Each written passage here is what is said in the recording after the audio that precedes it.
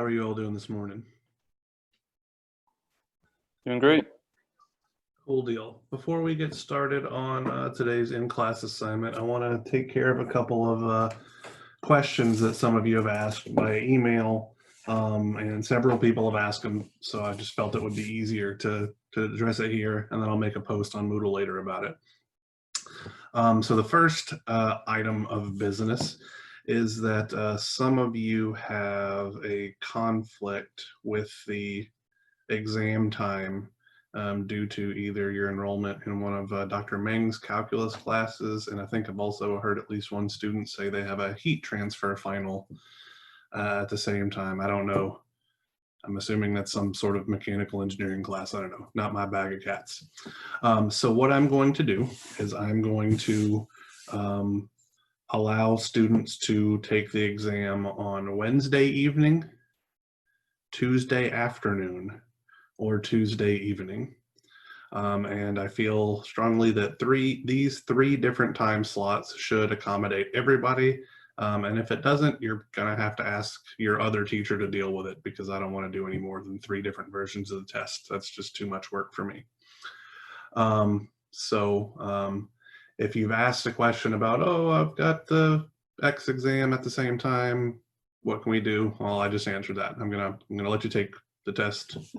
You'll only be able to take it once, but you'll have 3 different options for timing as to when you can take it, so that it can accommodate your schedule, you know, in the best way that I can figure out how to do it. A second question that has been asked by several students is the results of the poll that I held at the beginning of the class as to whether or not the exam would be cumulative or non-cumulative. And I thought I had addressed this previously, but maybe not. But the votes were overwhelmingly for non-cumulative. Some of you have pointed out that the only practice problems I have for an exam 3 are for a cumulative exam, which is true because I've only given cumulative exams in the past, and you have asked for additional problems to look at and stuff like that. And so I have several old tests that I can compile the exam 3 problems for. The issue is that I do not have worked out solutions for those problems. So I believe I have like the correct answer highlighted or in bold or something like that, but there's no solutions. I can post those, but if I do that, I absolutely will not be posting the solutions as well, because I need to work on 3 different versions of the test this weekend, not bother about solving tests I gave 3 years ago. So I'm more than willing to give you guys more practice problems, but you have to understand 100% I will not post the solutions to anything else I post for you. You can shoot me an email if you've done some work and say, you know, hey, I'm not getting an answer that's available here, and there's a distinct possibility that I made some dumb mistake forever ago and didn't update the old exam to fix it. But as far as just sitting down and working everything out, I don't have time to do it. So are there any other questions, comments, or concerns going into the final next Wednesday/Thursday before we move forward with today's material? This is kind of a little random, but course evaluations, when are they going to send those out? I don't know. I would have assumed they would have done it by now. I don't know. That's not up to me. I can check with the CIT admin team and see when they're going to send out those emails. But as far as the date, honestly, I thought they would have done it by now. It seems weird that they haven't, now that you mention it. So I don't know. I can look into that for you, though. Is the test operational amplifiers up until, I guess, AC power? That is correct. Yes. So op amps, so lecture, let's see, that would have been 16 through 24. Okay, thank you. Mm-hmm. Any other questions? Oh, there's something in chat here. Let me see what this says. I don't think they do evaluations for summer classes. Oh, okay. Well, Lauren, if you would like to call me an idiot to my face, you're welcome to do so. I won't hold it against you.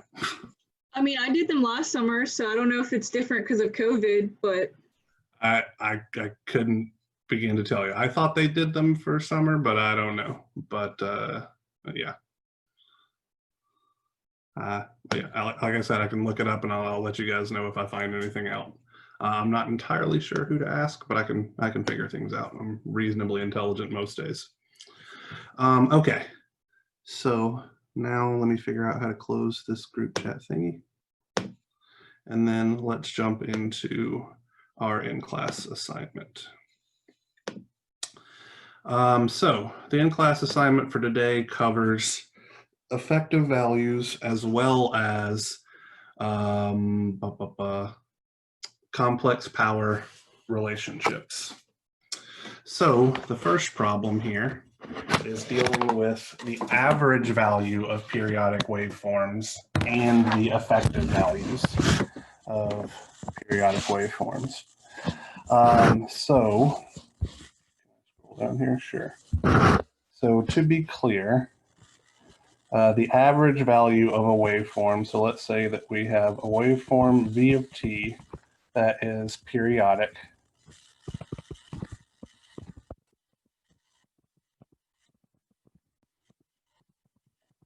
Function V average, the average value of this function is simply the integral of the function V of t with respect to time over exactly one period. So I'm going to call that from 0 to t. You do the integral over one period, and then you effectively divide by the length of the period, and that gives you your average value. The effective value of a periodic function is what's called an RMS value, because you're taking the square root of the arithmetic mean of the square of the function. So we would have v squared of t, then we take the mean, which means we take the average value of the square, so integral over one period, divide by one period, and then we take the square root of that. So having those definitions stated for us, it may be in our best interest, and by maybe, I mean it is, to figure out how we can express these graphical waveforms as a mathematical function. So let's take a peek at waveform A. Does anybody have any idea how we could describe this as a math function?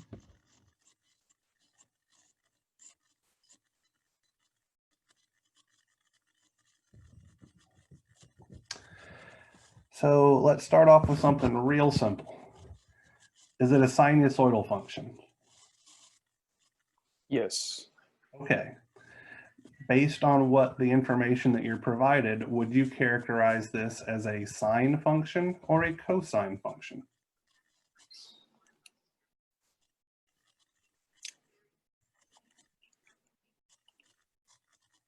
Cosine. So if we treat it as a cosine function, then we're going to have to introduce a phase angle. And so what I was trying to lead you to with that question was, if we look at this guy at t is equal to 0, we see that it has a particular value and then begins to increase, right? So a sine function is going to look like this, and a cosine function is going to look like that. So a sine function starts at 0 and is increasing. A cosine function starts at a value and then decreases. So to me, the function A looks like a sinusoid, but it shifted up by 2 units. So it has some DC offset. Does that logic make sense? Meaning Yes. it's starting at the median value and then oscillating around that, as opposed to starting at the maximum or minimum value and then oscillating. So I'm going to say that this is something plus something sine something t. Now I know that's real vague, but we can figure out all of those somethings, okay? So this first bit right here represents the DC offset. So how many units is this thing shifted up or down? 2 volts. Right, so let's call this first part 2. What is the amplitude of just the sinusoidal part?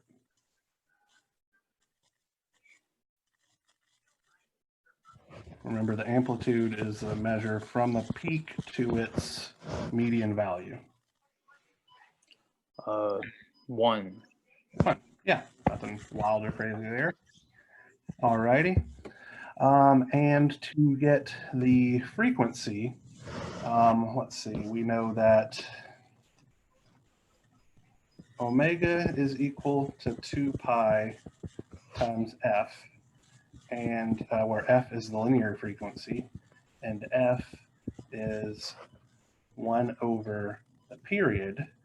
So if we put these guys together, we can see that omega is 2 pi divided by our period of t. So in this case, that's going to be 2 pi divided by what? What is our period here?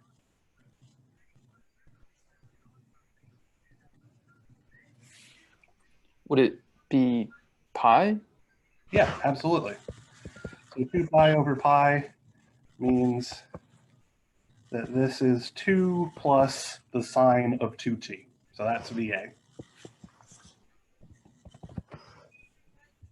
Anybody have any questions about how we went about looking at the graph and then using that to determine the mathematical function?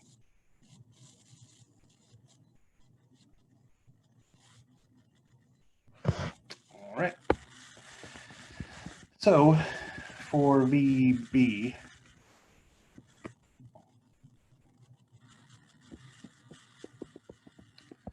I would argue that this guy would be easiest to describe as a piecewise function because it's just 2 different values, 2 different constant values that cycle back and forth. So if we're looking at this guy over specifically 1 period, where how long is the period here for VB?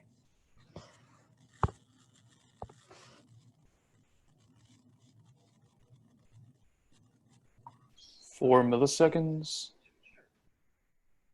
So I'm just going to draw a line right here. So we can break this guy up into 2 intervals because it's 2 different values over 1 period. So over that first interval, where 0 is less than t is less than 2 milliseconds, what's the value of the function? Just 5 volts. Yep. And over that second interval from 2 less than t less than 4 milliseconds, what's the value of our function? 10 volts. 10 volts. So does this piecewise function accurately describe what's going on with VB over 1 period? Yeah. Yes. Yeah, I mean, we've looked at the graph, we've split it up, so everything seems hunky-dory there. All right, so let's cycle back now to we're wanting to find the average value and the effective value. So we have a mathematical definition for the average value, which we could absolutely employ here. But for these particular waveforms, it's actually, we can determine the average value honestly just by looking at it. So do you want to go through the math, or do you want to look at it and tell me what the answer is? Would this be for number 2 or 1? Because Both. So let's start with A. I think A is a little bit easier. it's going to be 2. Right. So VA average is going to be 2 volts, and we can see that by inspection because we're oscillating around that average value of 2. Everybody okay with that?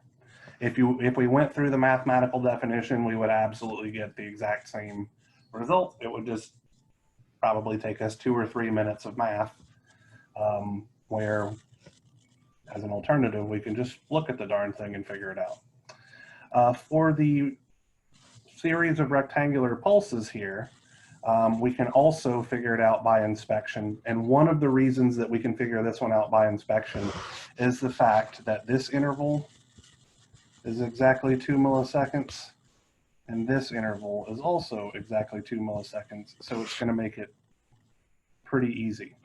And what I mean by that is that we can see half the time the value is 5, and half the time the value is 10. So what's the average value? 7.5 volts. Yeah, we can look at this thing and figure it out for this particular example. So we can see that VB average is 7.5 volts by inspection. So getting the average value of functions, typically pretty straightforward. Getting the effective values is going to require a bit more work. And I hope I have enough room. I think I do though. So let's look at VA effective. Okay. So by definition, we're going to have 1 over t integral from 0 to t of VA squared of t dt. We can put in here our period, which I believe we agreed was pi seconds or milliseconds. And we're going to integrate from 0 to pi seconds.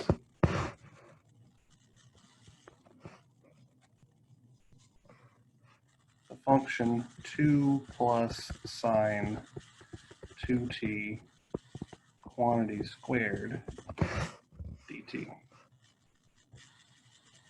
It's very, very important that when we're finding the effective value, we remember to square the voltage or current waveform in question. If we don't do that, we're going to come up with something really wrong really fast. All right, so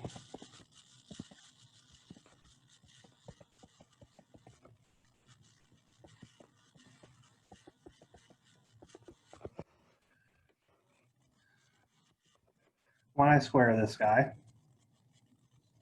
I'm going to get, so when I square 2, I get 4. And then I'm going to have 2 multiplied by sine t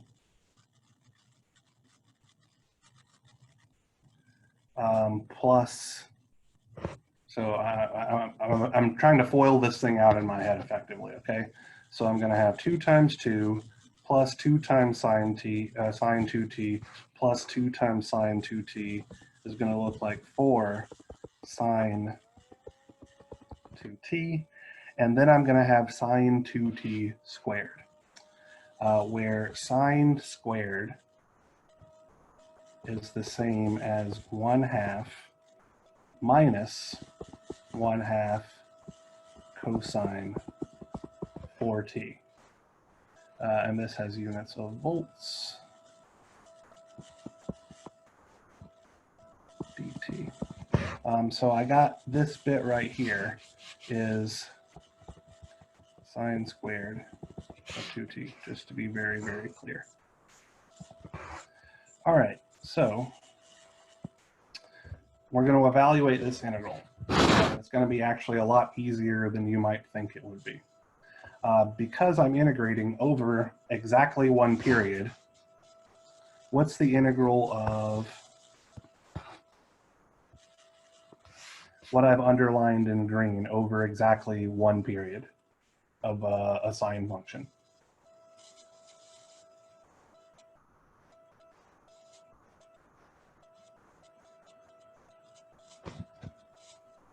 0. Right. So this bit goes away. And just to make sure we all understand what I'm talking about here, over one period of a sinusoidal function, whether it's a sine function or a cosine function, the area above the curve and the area below the curve are exactly identical and they cancel each other out.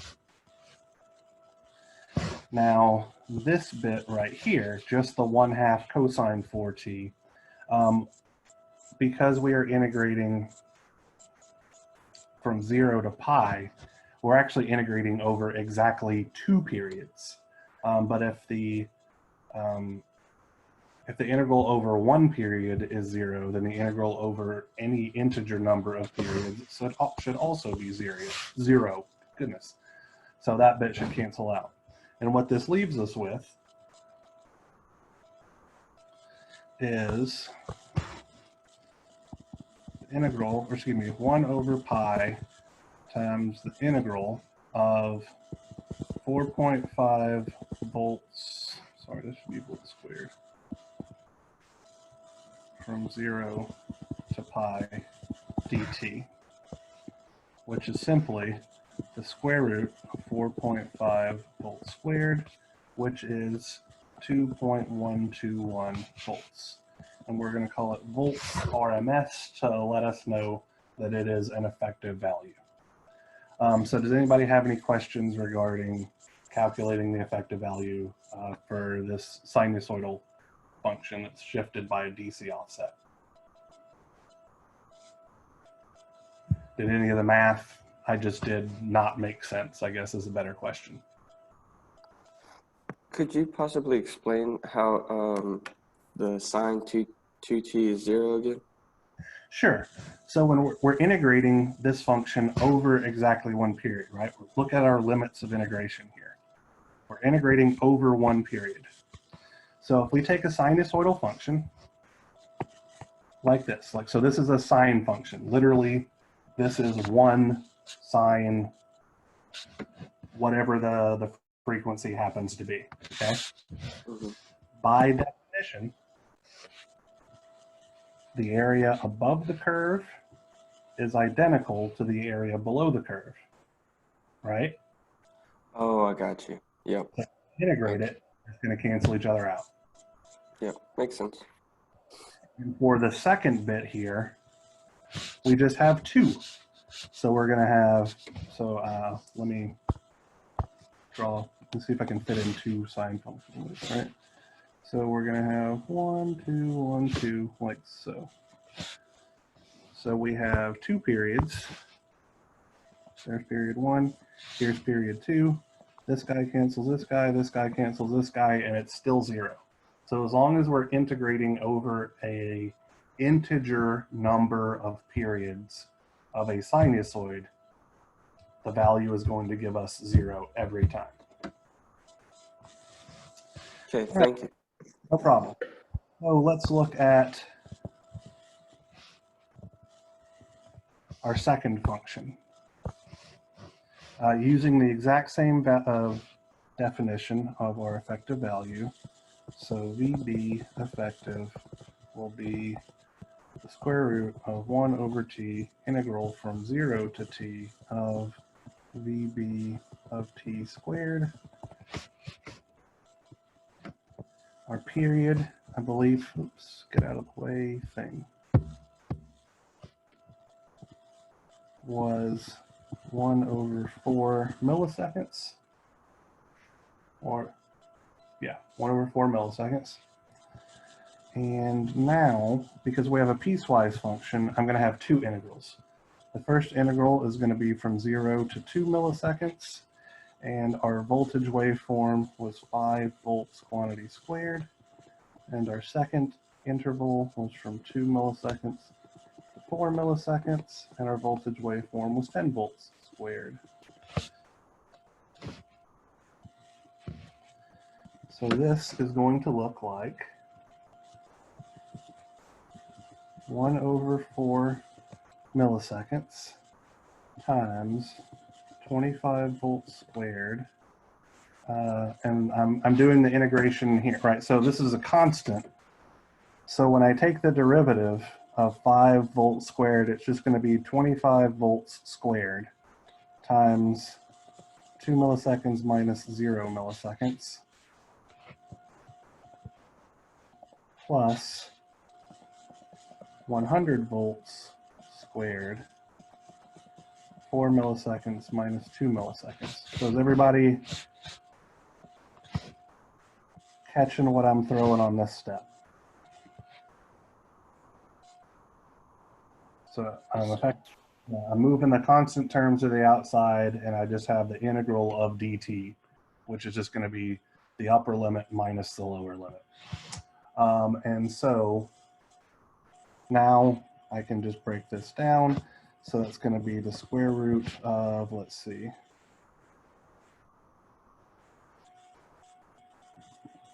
1/4 times 25 times 2 volts squared, and then 100 times 2 is 200 volts squared. And the units of milliseconds are canceling out the units of milliseconds in the denominator of my original thing.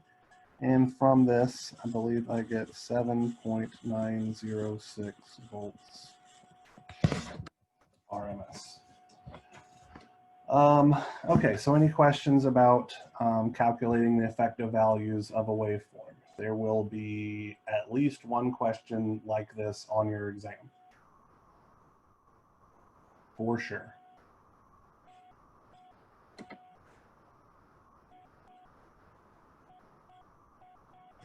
All right, nobody saying much anything, so let's move right along. So problem 2 is asking us to calculate the complex power absorbed by a particular load, and we're given several different bits of information. So this is a different load effectively every time, and we want to know what the complex power is. So we're going to be using a multitude of complex power relationships, so I would like to go over some of those relationships real quick. So our complex power, S bar, our fundamental definition is the RMS, or effective voltage phasor, multiplied by the RMS phasor current conjugate. Okay, so we have to do the conjugate of the current. If we don't do that, we're making a terrible mistake. So that's our fundamental definition. In rectangular form, our complex power is formed by the average power, which is the real part of the complex power, plus JQ, where Q is the reactive power, or the imaginary part. And P has units of watts, Q has units of vars, S has units of volt amperes, and we can also express this in polar form as S angle theta S, where S without a bar over it, the magnitude of our complex power, is known as the apparent power, and it has units of volt amperes. So these couple of relationships are really probably 80 to 90% of everything that we're going to need to know. The only other thing that we really need to pay attention to is the definition of our power factor. Power factor, from our video lecture, can be expressed in 2 ways. The most obvious one is simply cosine of theta S. So the power factor is simply the cosine of the power factor angle, or the angle of the complex power. Another definition, and this one is coming from our power triangle, is that the power factor is simply the ratio of the average power divided by the apparent power. So using just these few relationships, we can actually get the answer to every single one of these questions actually pretty dang easily. So with that in mind, let's look at A. So for question A, it says, that the load draws 100 watts of power at a power factor of 0.75 lagging. And we want to know how to determine S. Does anybody have any ideas how we might approach this?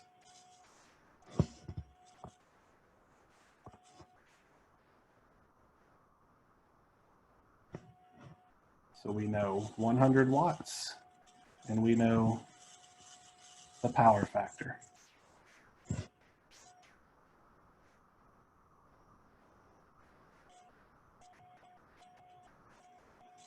All right, so let's start with what I hope is an easy question. Since we're told that the load is drawing 100 watts of power, is that 100 watts representative of average power, reactive power, or apparent power?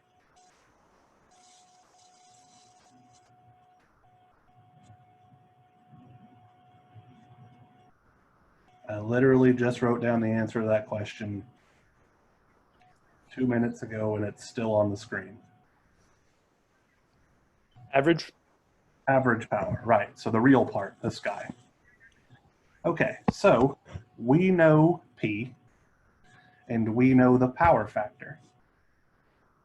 Correct? Those are the two pieces of information that we know. So I would argue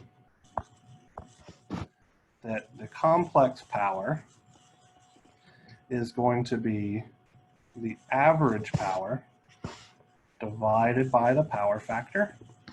And this is coming from manipulating this guy right here, right?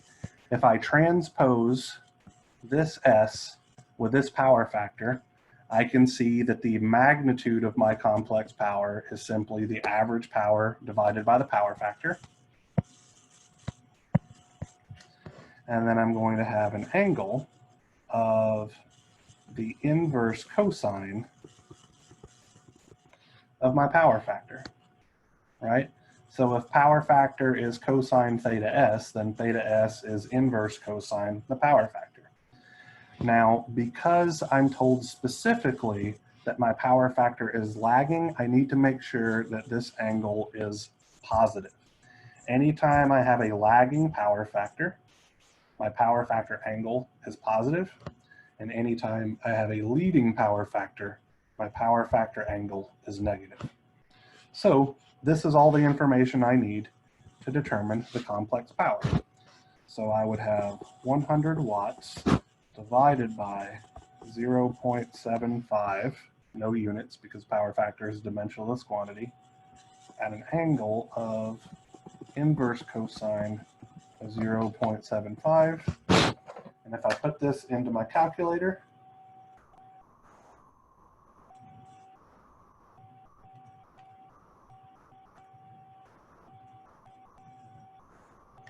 I get 133.333 repeating with an angle of 41.410 degrees, volt amperes, or in rectangular form,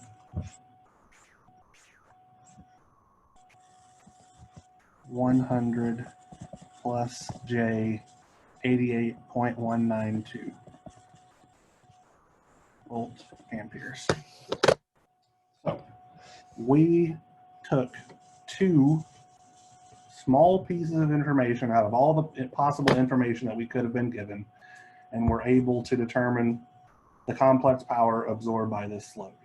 These relationships and the interrelationships between them, so that the relationships for complex power and power factor are extraordinarily powerful, because with just a small amount of information, we can actually determine a lot of different things. Okay, let's look at part B.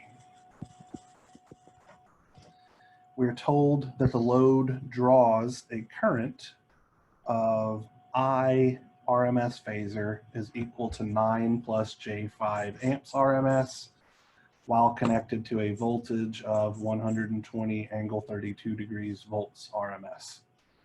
So how are we going to figure out the complex power from those two pieces of information?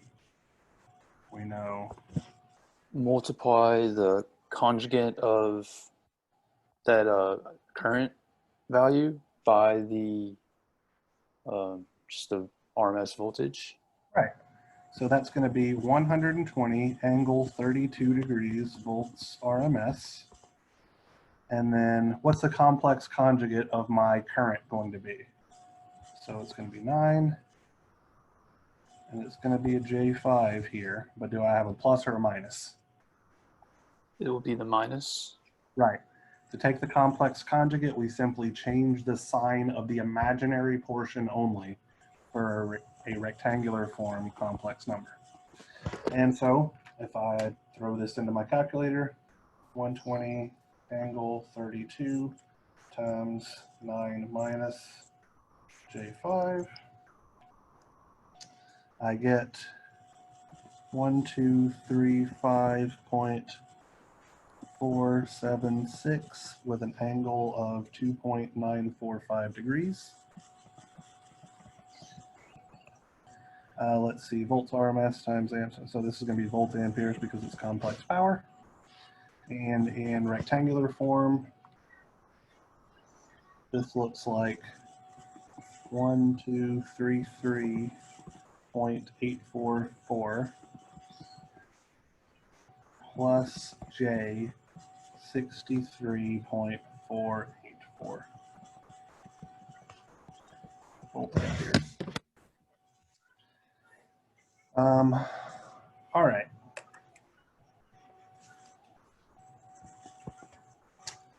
So for part C, I'm told that the load draws 1,000 watts and 100 bar at a leading power factor. Leading power factor, again, means that the expectation is that my power factor angle will have a negative value. So how can I use this information to determine my complex power?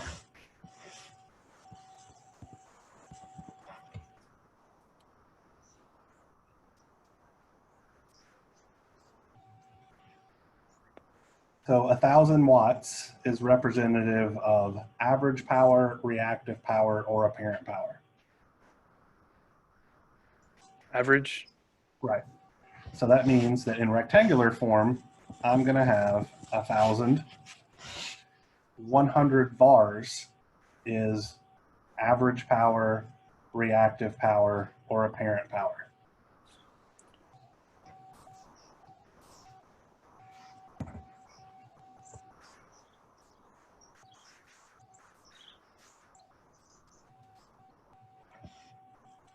Let's make this Is it easy. reactive?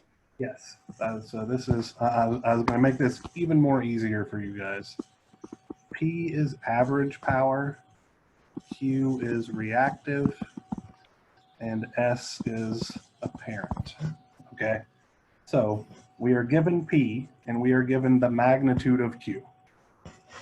So over here, it's going to be J100. And it's going to have units of volt amperes because we're dealing with complex power. So the only question I have now is, should I have a plus sign here or a minus sign here? How can I tell which one I'm supposed to have?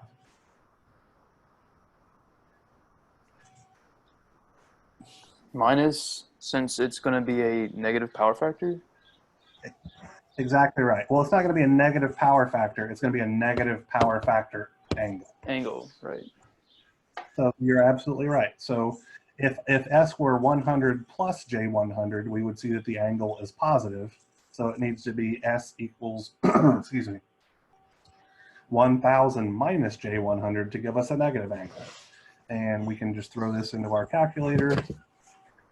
1,000 minus 100i gives me 1004.988 angle negative 5.711 degrees volts ampere. Alrighty. lastly, we have, excuse me, we're told that our load is drawing 450 volt amperes at a power factor of 0.65. Excuse me. So this is very similar to part A, except we're told that we have volt amperes. So what do those units of volt amperes tell us we have?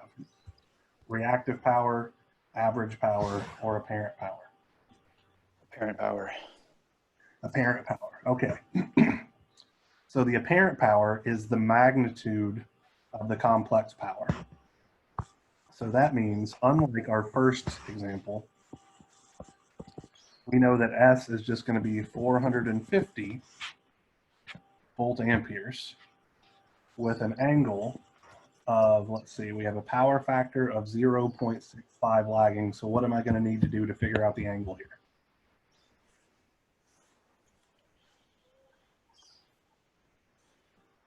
Arc cosine of 0.65. Excuse me. And should it be positive or negative arc cosine? Positive because it's lagging. Exactly right. So we can throw that into our calculator, 450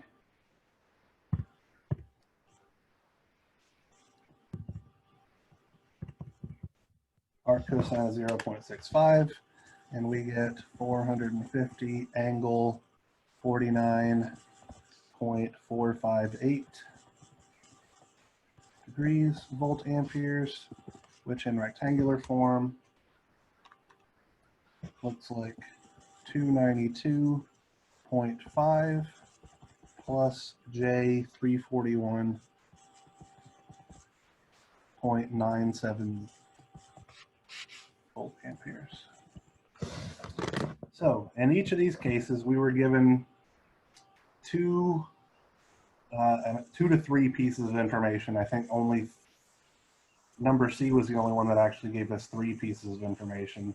So we were given the average power, the apparent, or excuse me, the reactive power, and then told that we had a leading power factor. But all the rest of them, we were only told two pieces of information, and we were able to determine the complex power. From that complex power, then we would know apparent power, average power, reactive power, power factor, the power factor angle. We could tell you whether or not the load was an inductive load or a capacitive load. A wealth of information can be gained just by having a few simple pieces of information. So I just want you guys to, understand how powerful and useful these equations can be. All righty, our last, does anybody have any questions about this before we move on, actually?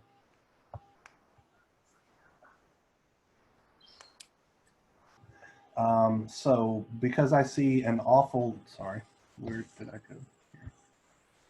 Because I see an awful lot of mistakes being made with this particular format, does everybody understand why in part A, I had to divide what I was given by the power factor, and in part D, I didn't? Could you explain that again? Sure. It's all based on the units, okay? So in part A, we're told that we have watts. And watts is the units of average power. And we are trying to find, effectively, the apparent power. So I applied this relationship, just slightly manipulated using algebra.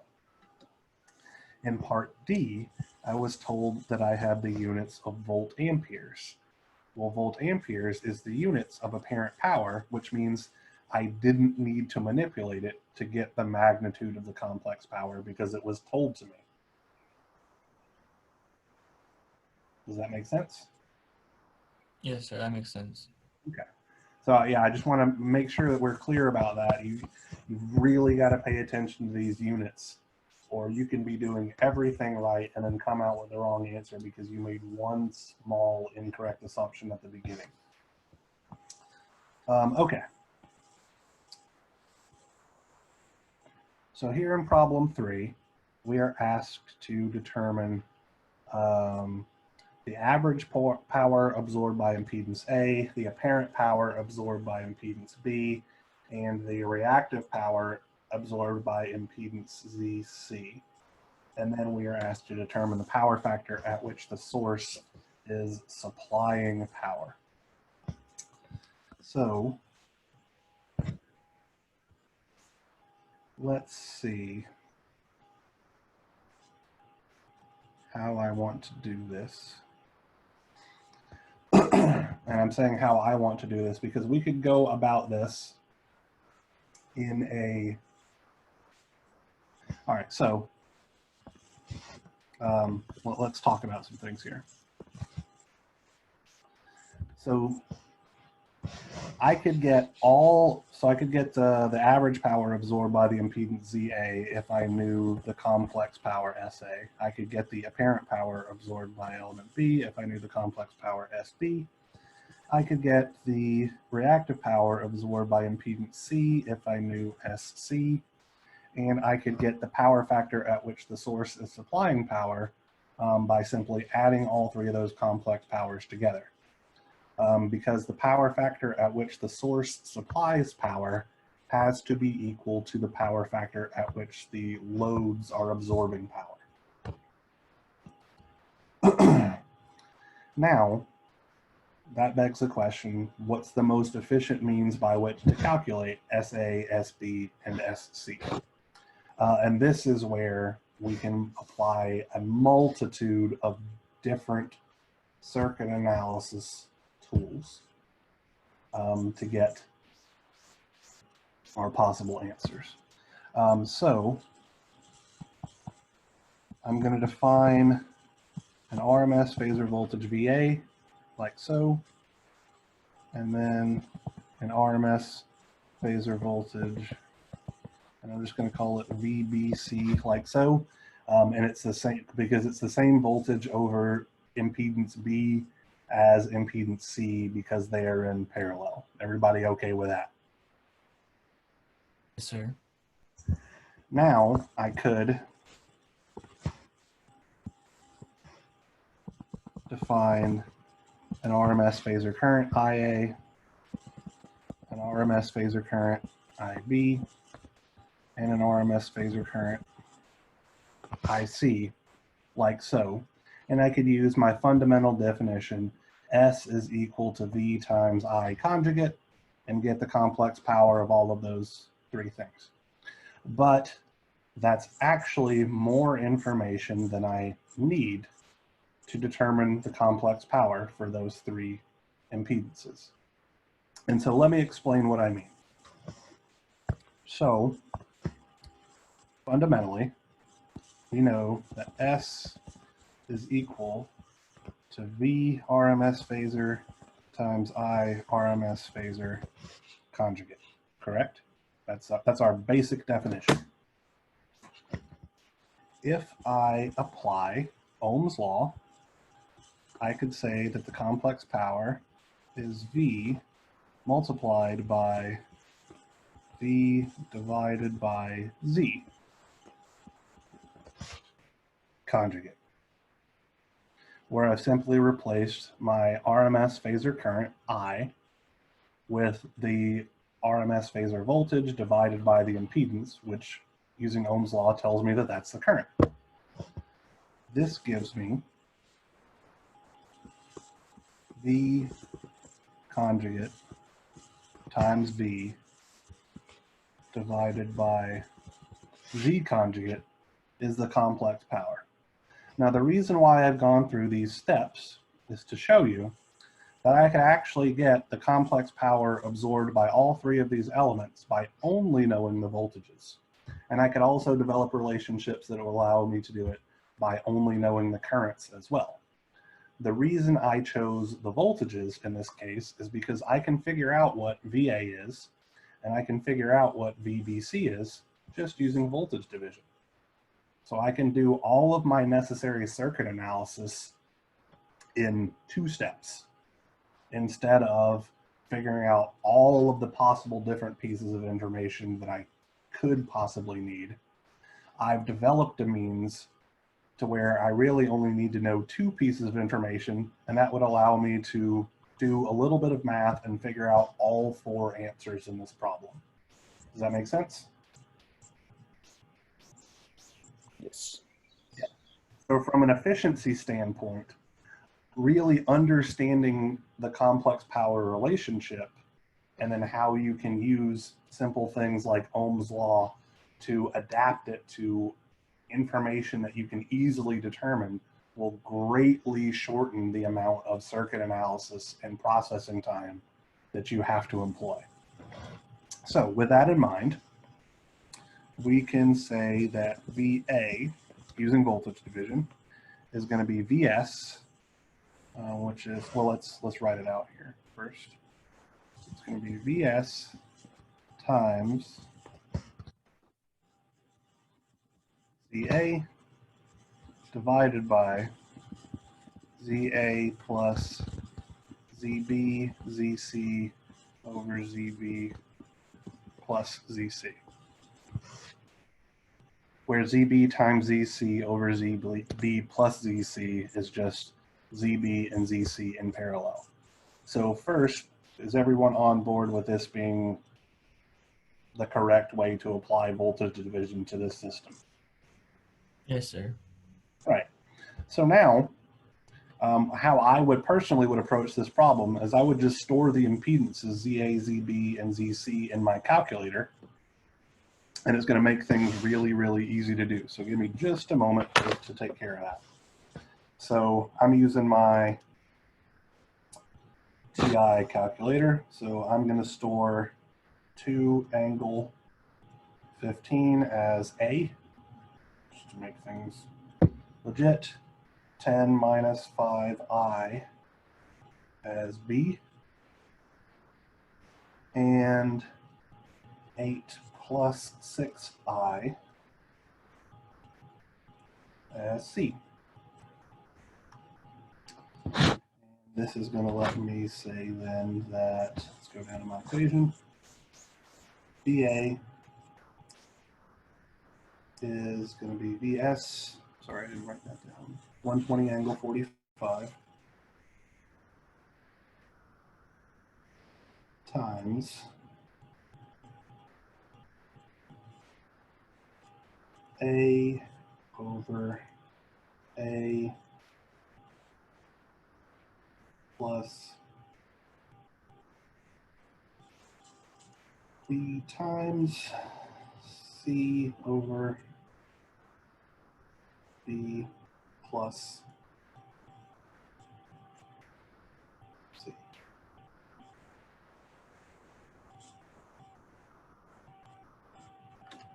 Which I get to be 29.313 angle 50.957 degrees volts RMS, or for those of you that like to work in polar, excuse me, rectangular, 18.464 plus J 22.767 volts RMS.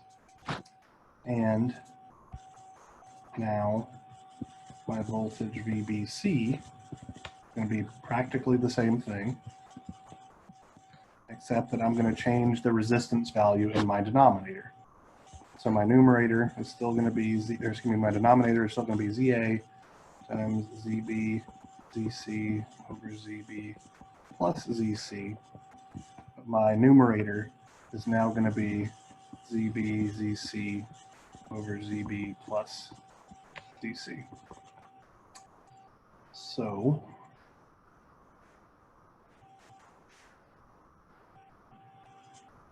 give me a moment to pop that in my calculator. 120 angle 45 times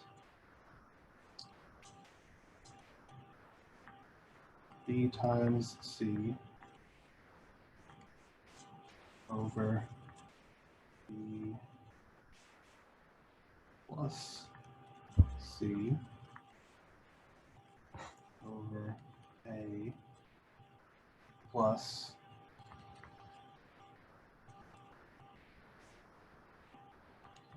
B times C B plus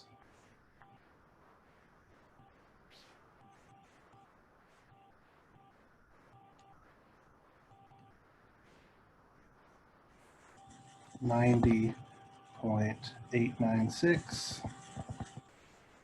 with an angle of 43.082 degrees volts RMS. And let's see, this is the same as 66.388 plus J 62.086 volts RMS. All right, let's pop back up to the derivation that I just did here real quick, because we can actually simplify this a little bit further. I don't know why I stopped, but yeah. So whenever I multiply a complex number by its conjugate, what do I get? Anybody have any ideas about that? You just get the real part, correct? Incorrect. So let's look down here. Let's say that I have a complex number A, and let's work it in polar form. So A is equal to A times e to the j theta A, where A without a bar over it is the magnitude of my complex number. So from this, A conjugate is then A e to the minus j theta A. Is everybody okay with that? Yes, sir. So A conjugate multiplied by A is A e to the minus j theta A times A e to the positive j theta A. So what happens when I multiply e to the negative j theta A times e to the positive j theta A? They go away. E to the j0, which is the same thing as 1. So whenever I multiply a number, a complex number by its conjugate, I simply get the magnitude squared. So this is going to be the square root of, sorry, not the square root, the absolute value of the voltage, or the magnitude of the voltage, I guess would be a better way to put it, squared, divided by the conjugate of the impedance. So with that in mind,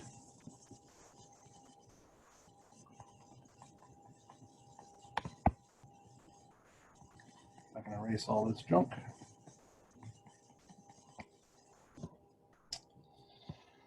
The complex power absorbed by element A is going to be 29.313 volts RMS quantity squared divided by the conjugate of the impedance, which in this case is 2 angle negative 15 degrees.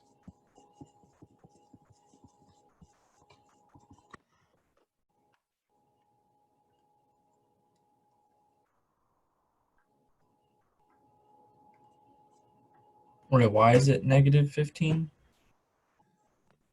So here I have ZA is 2 angle 15 degrees, right?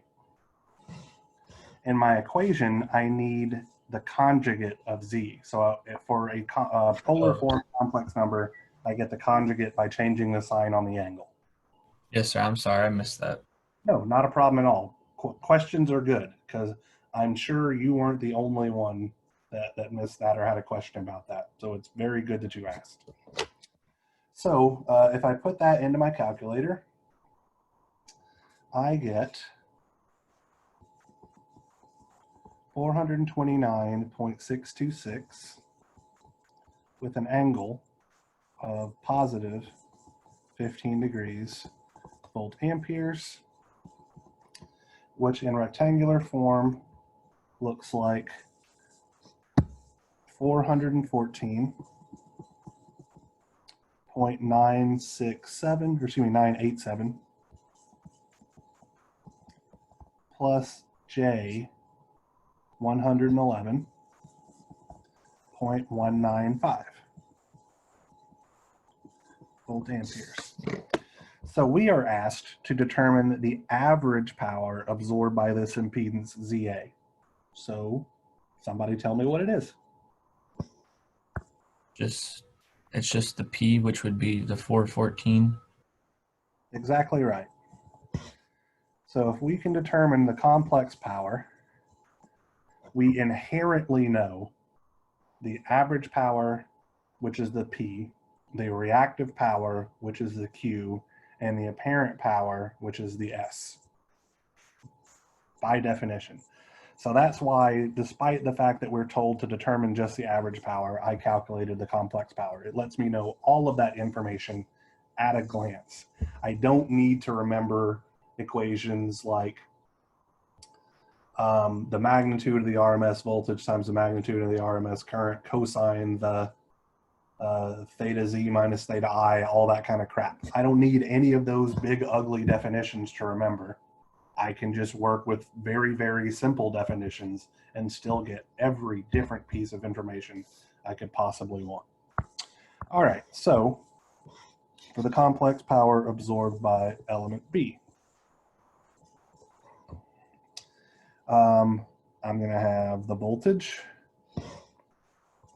magnitude, which is 90.896 volts RMS quantity squared, divided by 10 minus J5 conjugate, which is going to be 10 plus J5 ohms.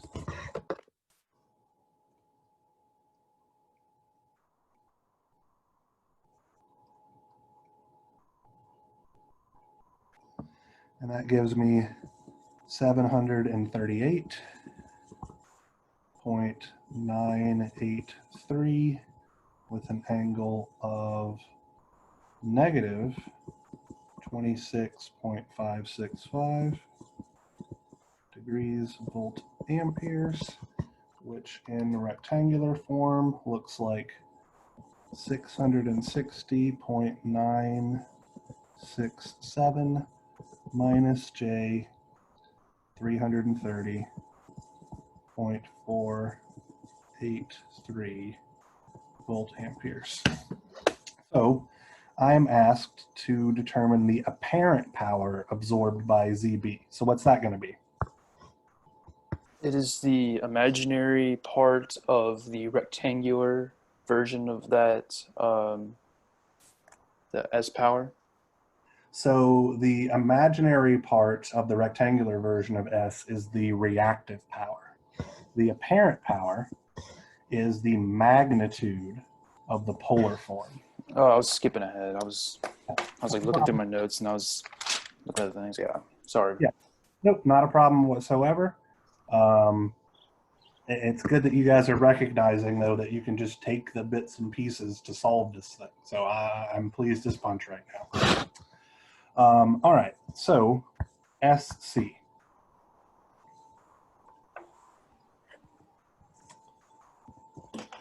What am I going to have in my numerator?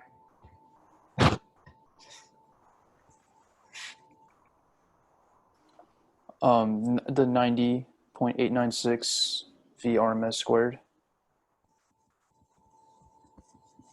And what am I going to have in my denominator? The conjugate of ZC, which would be 8 minus 6I. Alrighty, so let's throw that in my calculator.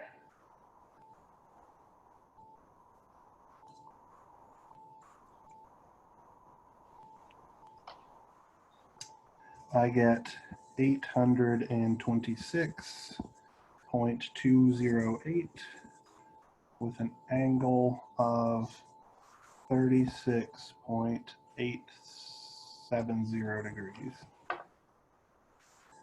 Volt amperes, which in rectangular form looks like 660.967 plus J 495.725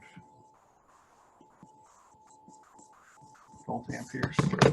And I'm asked to determine the reactive power. So as we discussed a moment ago, the reactive power is the imaginary portion of the rectangular form. So that would be 495.725. All right, so part D asks us to determine the power factor at which the source supplies power. And I mentioned a way for us to calculate this earlier, and we'll do that, and then I'll show you another way to do it that's arguably a little bit faster.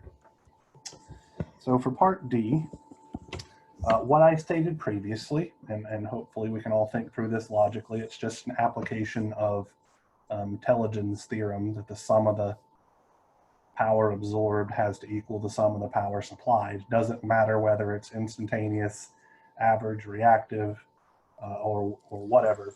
It works for everything, except apparent power, because you can never have a negative apparent power. So let me be clear there. All right, anyway, so what I said before, let's look at our problem here, was that if we know the total amount of complex power that is absorbed by our 3 load impedances, that has to be the same as the complex power supplied by our source. Does that statement make sense to you guys? Yes, sir. All right, so I could say that the complex power supplied by the source is simply equal to the sum of the complex powers absorbed by the loads. So I'm just going to take a moment to add all these guys together. I'm going to get a smidge of rounding error here. 429.626 with an angle of 15 plus 738.983 with an angle of negative 26.565 plus 826.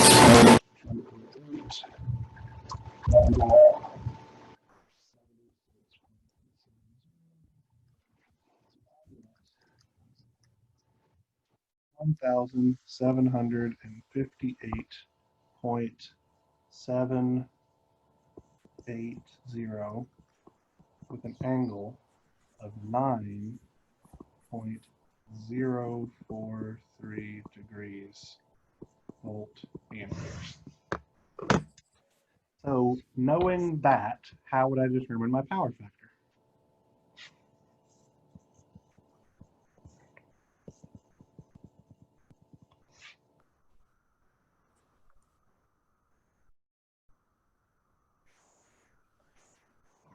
So let's scroll up real quick and look at all those relationships that I wrote before we worked problem 2, right? So our power factor is defined as the cosine of theta s, where theta s is simply the angle of the complex power. So to determine our power factor, we literally just take the cosine of this angle, 9.043 degrees. And so cosine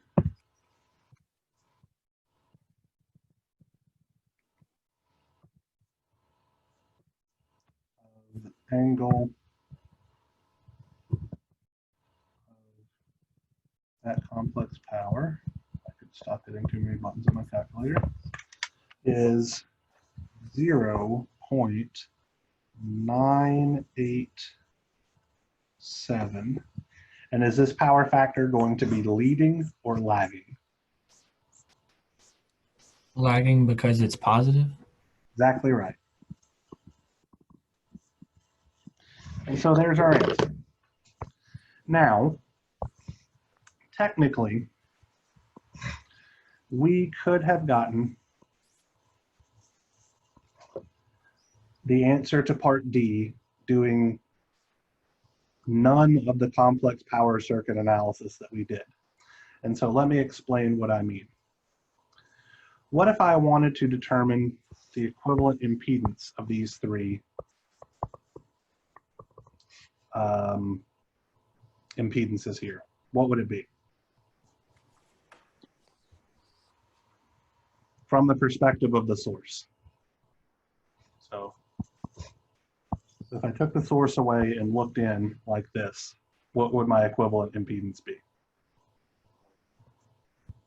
I'd have ZA in series with the parallel combination of ZB and ZC. Is everybody okay with that? Yes. So if I do that math,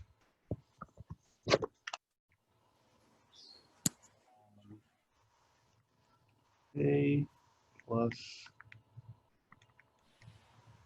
B times C over B plus C, I get 8.187 angle 9.042 degrees ohms. What I would like for you to observe is that the angle of the impedance here, theta Z, is the exact same thing as the angle of our complex power, theta S. That is not remotely a coincidence. That is true 100% of the time. And it is because theta S, by definition, is equal to theta V minus theta I. Well, if we look at the definition of impedance, it's phasor voltage divided by phasor current, which is V angle theta V divided by I angle theta I, is going to be the magnitude of V divided by the magnitude of I angle theta V minus theta I. So on your exam, I will very likely give you a question where I say, oh, you have some impedance, or I might even give you a circuit or something like this, but it might just say, you're given this impedance and some other piece of information. At what power factor does the impedance operate? You literally just need to put the impedance in polar form and then take the cosine of the angle and you're good. No other circuit analysis. You don't need to know the voltage. You don't need to know the current. None of that jazz. The angle is all you need to know. So that's a different way to get the exact same answer that requires, in my opinion, significantly less work. So lots of different ways to view the different relationships that we've explored here. All right, so any further questions regarding the in-class assignment here? Not All for right. me. Cool deal. I hope I was able to impart some wisdom to you guys about how these relationships can be applied. I would like to very briefly just take a look at the Webwork assignment because I want to say that I remember there being a couple of little curveballs thrown in here that I'd like to warn you about. Let me share the correct screen.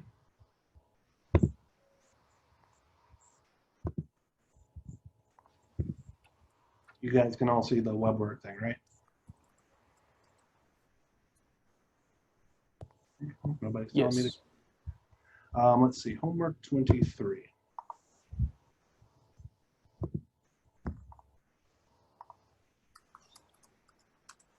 Average power, that's nothing wild there.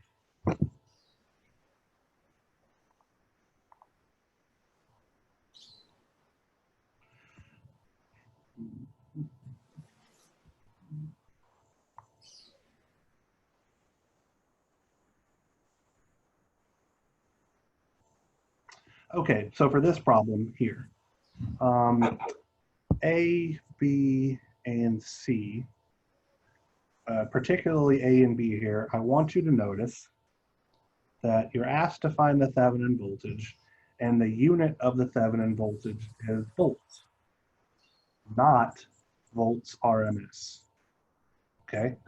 And you're given all of your quantities in volts, not RMS, and amps, not RMS, okay? So for parts A and B, the expectation is that you will not work the problem using RMS values, but simply regular phasor quantities, okay? However, parts D and E are complex power relationships. That's why they say S, okay? And to get the correct answer for parts D and E, you do have to use RMS phasor values. So that's a very, very, I myself have made that mistake trying to help a student on a couple of different occasions. Like, we know we did parts A and B, right? Why aren't we getting the correct answer for D and E? And it's because we have to use the RMS phasor values there. If you don't do it, you're going to get the wrong answers. So I wanted to let you guys know about that. If we look at our next problem, it's all complex power relationships again, and the voltage that you are given is not an RMS phasor.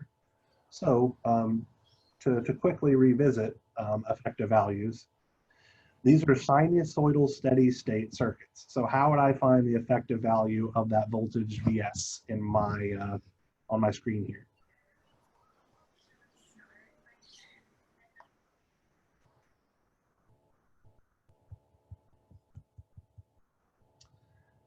So how do I find the effective value of a sinusoid? Did anybody watch the effective value video at all?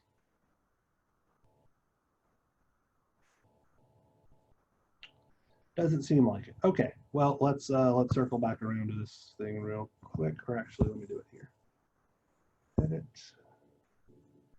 I'm not going to do the derivation because it's already done on the thing you were supposed to have watched. I'm just going to fill you in on the result. If I can find the thing. All right. So, engineering paper template. Okay.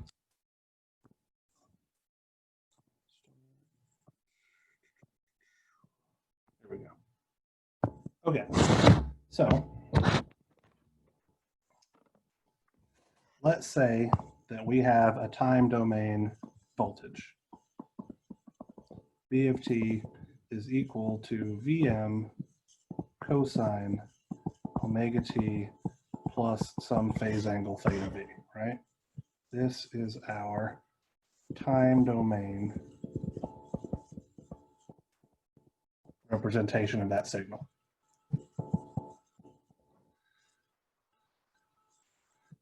Our frequency domain representation, or our phasor, is going to be what?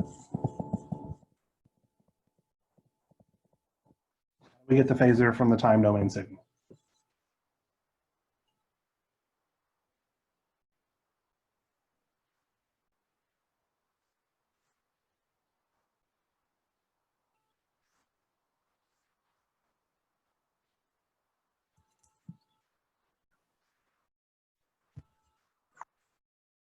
Am I muted? I'm drawing a blank.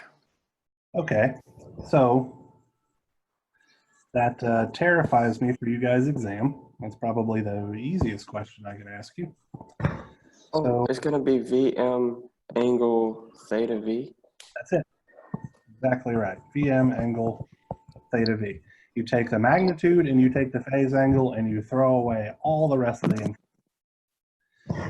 You have to be working with a cosine function, and Vm has to be a positive number, but other than that, it is that simple, okay? So for our RMS phasor domain,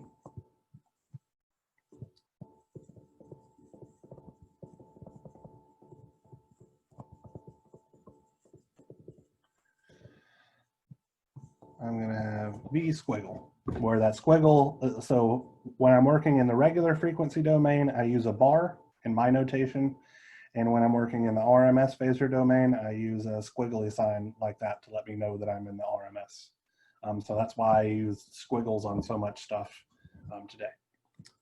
This is simply Vm divided by the square root of 2 angle theta V. So whenever we have a sinusoidal waveform, whether it's a voltage or a current, the magnitude of the RMS phasor is simply the magnitude of the sinusoid divided by square root of 2. And the phase angle is simply the phase angle. Okay, so that's the only change that you would need to make.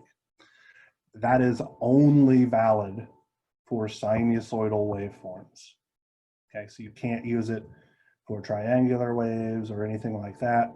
You certainly couldn't have used it for the stuff we did previously, because like if we looked at our in-class assignment,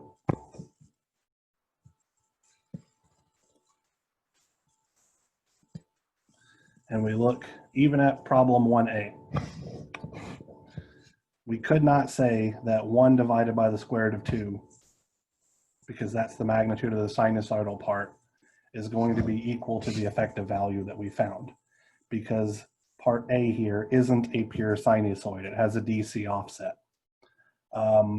You can develop relationships to get around that, but I would prefer right now that you guys get comfortable using the fundamental definition of effective value to handle your problems, as opposed to using shortcuts, because it's going to be far more helpful for you to understand how to do it the right way before you start worrying about cutting corners and all that kind of stuff. And similarly, we couldn't take any of these guys, these DC terms, and divide it by the square root of 2 and say, oh, that's our answer. It only works when you have a pure sinusoidal function, no DC offset or anything like that. All right, so now let's circle back around to the Webwork assignment.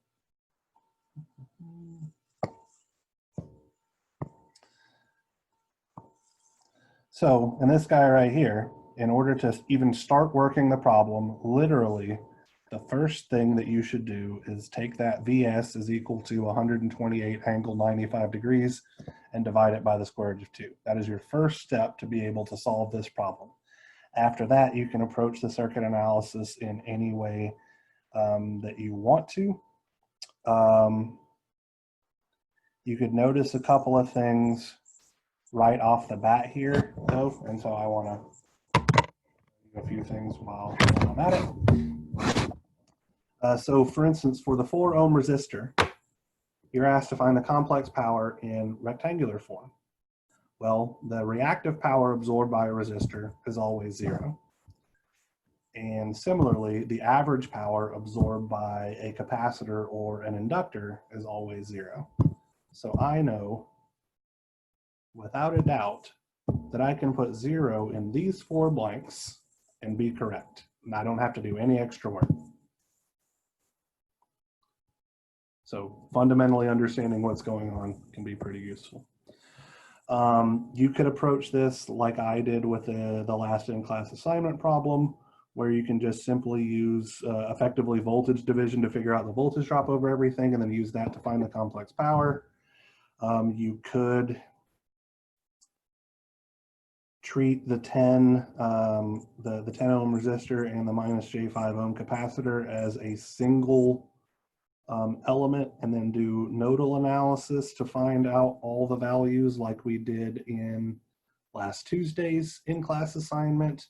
You could, using nodal analysis, you could do mesh analysis and use a computer. You could do source transformations and figure things out. It's entirely up to you. But the first step that you have to take in this particular problem is dividing that magnitude of your voltage phasor by the square root of 2 to start working in the RMS phaser domain. If you don't do that, you will literally never get the correct answer. All right, let's look at problem 4. Problem 4, you're given a quantity in volts and you're asked for average power So with this one, it's really up to you because we do have an average power relationship that doesn't use RMS quantities. So you could work it out that way, or you could work it out using complex power relationships, and you'll get the same answer either way. For problem 5, you're finally given a source voltage with an RMS value, and so this one you don't need to do to divide by the square root of 2. You're good to go. So yeah, I just wanted to make you guys aware that Dr. Hummel, when he wrote some of these problems, slipped in just a very subtle thing that can lead you to doing all of the analysis portions of your problem correctly, but getting the wrong answer because you're not using effective values when you should be. Okay, that's enough ranting out of me. So unless there's any other questions, I will see you guys for our last lecture on Monday afternoon. I'm going to try to get all of these Zoom meetings for this week posted online today, as well as some old test questions and all that kind of stuff over this material. But again, you'll be provided with a hopefully correct answer, but no solutions. So I just want to be very, very clear. I'm not going to take the time to solve these old problems because I need to make out your test. Okay, you guys have a great weekend, study up and all that jazz, and I'll see you on Monday.